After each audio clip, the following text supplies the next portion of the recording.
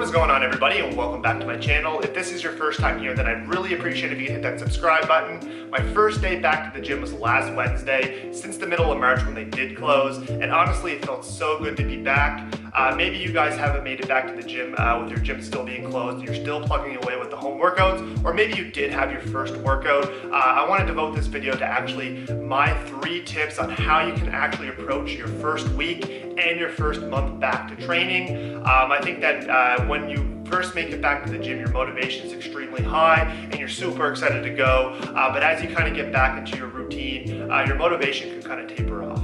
However, with that being said, I want to make sure that that does not happen to you guys. So I'm going to be giving you guys the 3 tips, like I mentioned, to make your return back to the gym a successful one. So if you guys are ready, then let's just dive right into it. So my first tip is to actually set and re-establish your goals.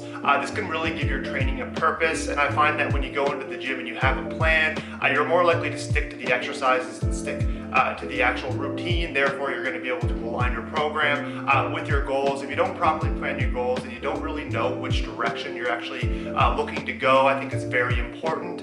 And another thing too is that it's much easier to skip training sessions, maybe miss meals or even cheat on your diet if you don't have a plan or you don't really have a goal. So what I'd recommend is to actually separate your goals into both short-term and long-term goals to actually make them way more manageable to actually achieve. But I highly encourage you guys to definitely sit down and think about your goals, think about realistic goals. I think the biggest mistake that people do make is they kind of set their goals too high and they don't really allow themselves to see progression to them. So I think that's why it's very important to break your goals into both short-term and long-term. The easiest part is actually setting the goals. What's the hardest part is actually reevaluating and adjusting them on a weekly basis. I think you need to be completely honest with yourself every single week. So pick a day of the week, let's say it's Sunday, to actually sit down and review your goals and figure out what you did good and what you did bad and things that you need to change. Maybe you actually didn't lose any weight this week, so maybe you have to adjust your calories, or maybe you want to increase your cardio, or maybe there was a certain exercise that you didn't like.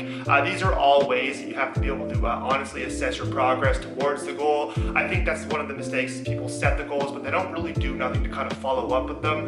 They may follow up with them on a monthly basis.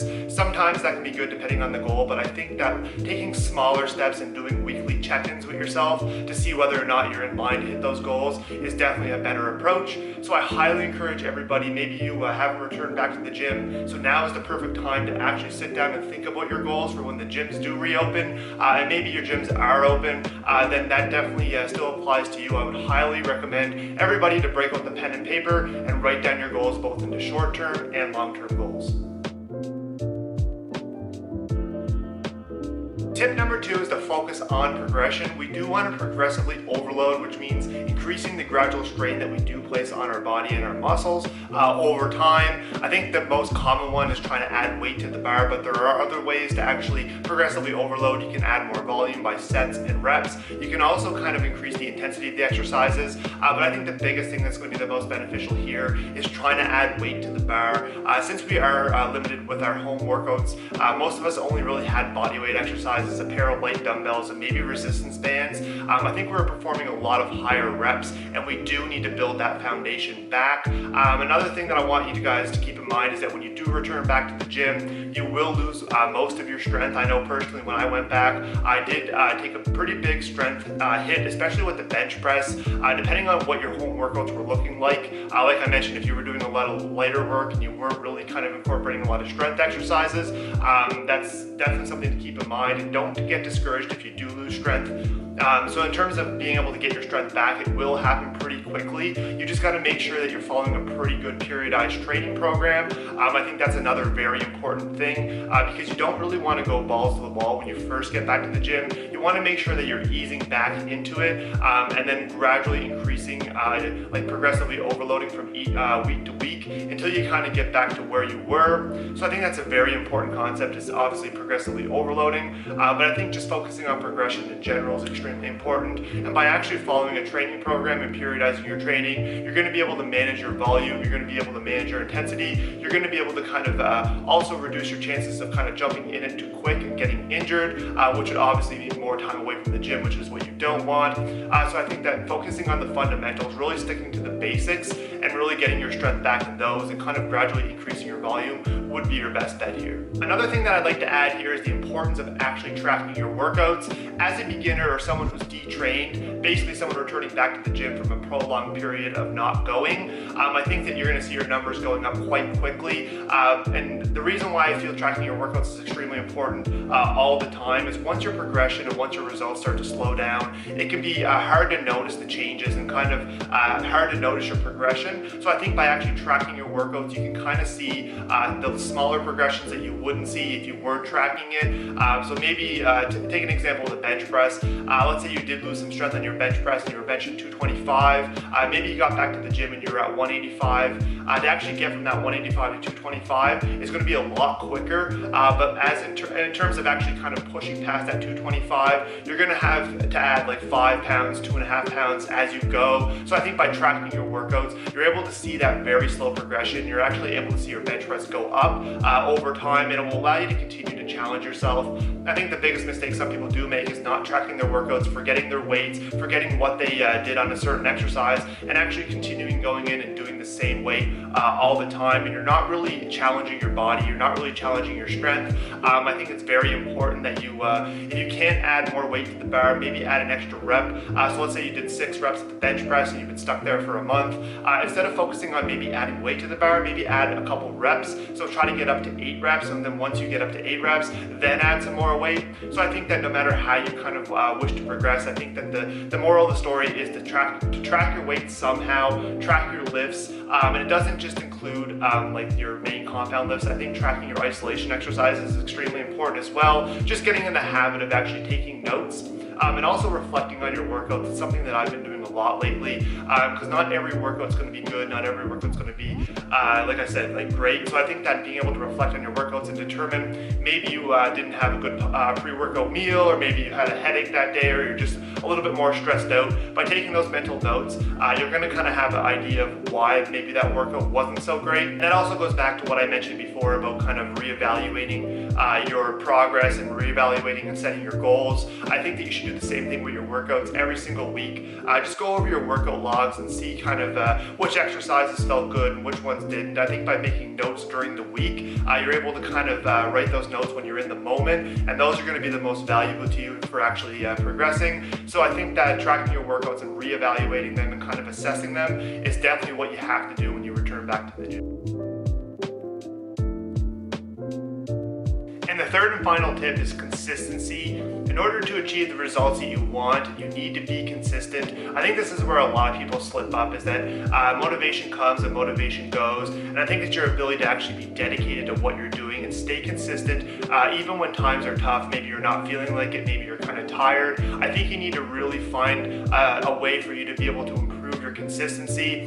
Some common examples of how I would do this is to find things that motivate you. Maybe listen to a podcast that day. Maybe that will kind of amp you up to train when you're kind of not in the mood. Maybe find a training partner, someone who kind of motivates you, or a friend that you can go to the gym with, or maybe your significant other, if they can go to the gym with you. I think that having someone to hold you accountable will definitely keep you consistent in the long run. Another thing that I think that people slip up is definitely with nutrition, with consistency. They kind of nail it Monday to Friday, but come the weekend, they kind of maybe go overboard more than they should. I think the biggest thing with that is going back to goal setting.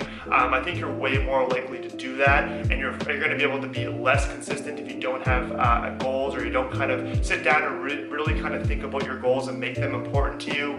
So I think that setting goals and consistency goes hand in hand. If you have realistic goals and you're kind of seeing progression towards them, then it's going to be a lot easier to stay consistent. Another thing that I want to mention about that to kind of improve consistency is to start developing your routine routine. And what I mean by this is to find a time that actually works best for you pretty much every single day of the week that you can train. So whether or not it be in the morning before you go to work, maybe you don't work till later and you can train in the afternoon, or maybe you do work all day and you prefer training in the evening. I think that finding the time that works best to you and sticking with it and really making sure that you don't get out of the groove. By sticking with a workout time and actually working out at the same time every day, it's going to start to become routine, and routines are extremely hard to break. So let's say you do work out in the morning. If you pack your bags the night before, eventually that will just become second nature and you won't have to think about going to the gym. I think some of the biggest mistakes is when you fluctuate your training times. I understand everybody's different in terms of their schedule, but it's a lot easier to blow off if you're thinking about what time you can train versus if you just have that set in stone that you know you're going to be training in the morning.